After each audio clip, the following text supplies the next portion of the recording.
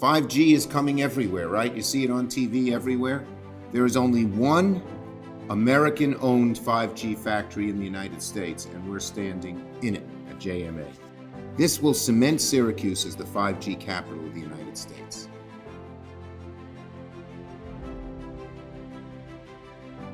The factory here on the south side is formerly an abandoned toxic waste site, and it's going to manufacture all of JMA's latest cutting-edge 5G equipment.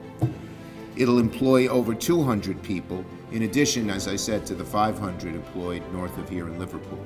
So this company will have 700 good-paying jobs right here in central New York. Companies like JMA are proving that we have the ability, providing good jobs, good quality jobs, family-sustaining jobs, and that we can compete against all of the other countries around the world. We are focused on bringing leadership in this industry back home and to Syracuse. 1 year, we've gotten all of this done, and our region is poised to benefit from it like no other, I think, in the country. And we deserve it. In our community, we're hard on ourselves, and we've seen things for generations going the wrong way.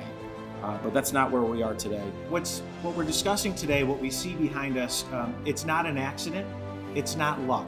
It's the result of years of intentional strategic efforts on behalf of those of us in front of the room and many throughout this community.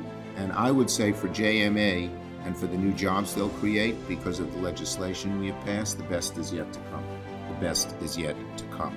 I truly appreciate everyone's support, and I could not be more excited about this facility, about the future of this city, this county, and this country.